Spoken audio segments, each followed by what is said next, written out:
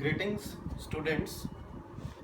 इस वीडियो में हम डिस्कस करेंगे कि पार्टनरशिप फर्म के डिसोल्यूशन के टाइम, यानी फर्म जब अपना बिजनेस बंद कर रही हो, सभी पार्टनर्स में एग्रीमेंट हुआ है कि बिजनेस बंद करना है, हम प्रिपेयर करते हैं realisation account, partners capital account, partners loan account and cash और बैंक अकाउंट। तो उसमें हम एक प्रॉब्लम को डिस्कस करेंगे इस लेक्चर में।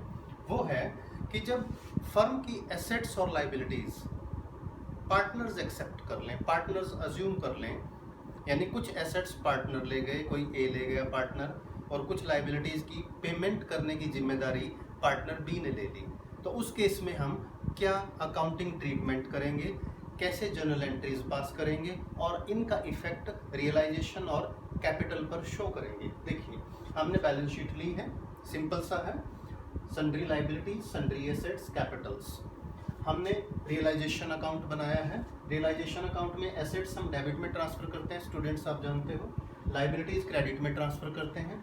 फिर लाइबिलिटीज की पेमेंट होती है तो डेबिट में टू बैंक या टू कैश आ जाता है, और अगर एसेट्स सेल होती हैं तो हम बाय बैंक में लिख देते हैं। तो सिंपल है, हम ऑलरेडी कर चुके हैं।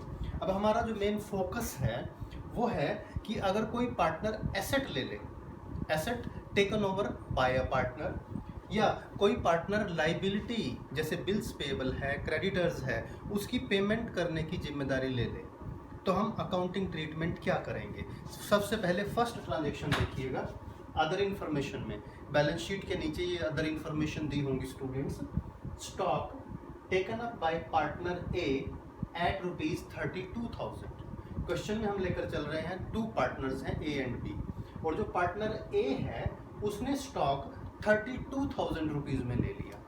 स्टूडेंट्स एक बात याद रखें, स्टॉक कितने का था, चाहे ये 1,00,000 रुपए का था, चाहे ये 10,000 रुपए का था, ये हमने नहीं देखना।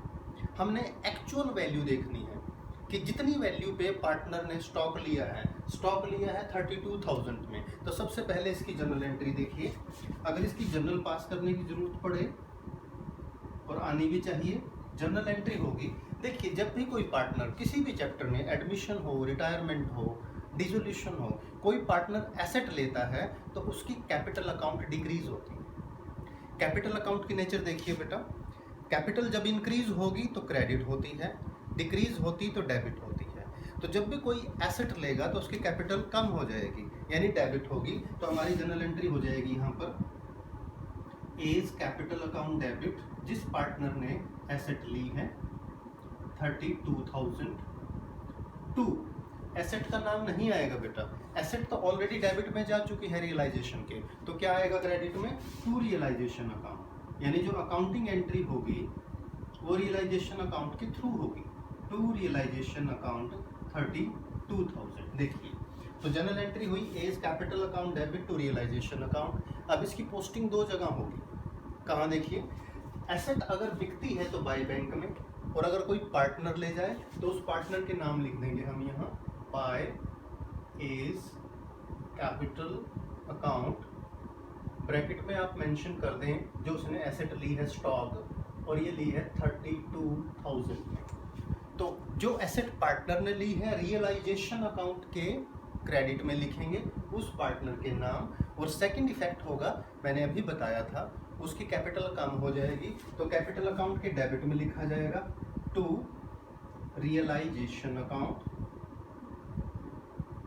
ब्रैकेट में आप मेंशन कर सकते हैं जो एसेट ली है स्टॉक, ए ने ली है तो सिर्फ ए के अकाउंट में लिखेंगे 32,000, बी के अकाउंट में कुछ नहीं आएगा। देखिए, तो ये था जब भी कोई पार्टनर कोई एसेट ले ले। अब ये याद रखना स्टूडेंट, एसेट रिकॉर्डेड हो या अनरिकॉर्डेड, इसका मतलब समझे। जो एसेट बैलेंस शीट में आ गई उसे रिकॉर्डेड बोलते हैं। कई बार ऐसी भी एसेट्स हो सकती हैं जो बैलेंस शीट में नहीं है, लेकिन उनको मेंशन किया गया है अदर इन्फॉर्मेशन में।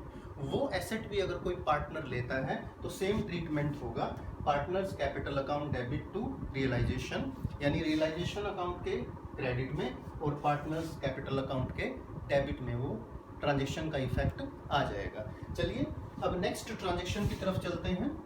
नेक्स्ट ट्रांजेक्शन है हमारी responsibility number 2, responsibility to pay off bills payable of ₹8,000 assumed by partner B. Bills payable हमारी लाइबिलिटी होती है। बिल्स पेबल को पे करने की जिम्मेदारी किसने ले ली? पार्टनर बी ने ले ली। यानी पार्टनर बी कहता है कि ये पेमेंट मैं करूंगा। तो जब भी कोई लाइबिलिटी की जिम्मेदारी ले, उसका कैपिटल अकाउंट क्रेडिट होगा, इंक्रीज होगा, और रियलाइजेशन अकाउंट डेबिट हो जाएगा। तो इसकी जर्नल एंट्री देख लीजिएगा बेटा। इसका जो जर्नल होगा, journal entry realisation account debit. सभी स्टूडेंट्स को जर्नल एंट्रीज पे बहुत ज़्यादा ध्यान देना है। Realisation account debit to B's capital account 8,000। Entries आपको जर्नल का फॉर्मेट बना के करनी है या सिर्फ समझाने के लिए बता रहे हैं हम लोग। तो बी ने बिल्स पेबल को पेमेंट करने की जिम्मेदारी ली, तो हमारी जर्नल एंट्री होगी realisation account debit to B's capital account. तो हम इसके रियलाइजेशन अकाउंट के डेबिट में लिखेंगे टू बीज कैपिटल अकाउंट। जिस लाइबिलिटी को पेमेंट करने की जिम्मेदारी ली है उसे ब्रैकेट में लिख दें, अमाउंट वाले कॉलम में अमाउंट आ जाएगा। तो ये रियलाइजेशन के डेबिट में आएगा। देखिए रियलाइजेशन डेबिट हुआ है, और बीज कैपिटल के क्रेडिट में लिखेंगे। यहाँ मेंशन करेंगे बाय रियलाइजेशन अकाउंट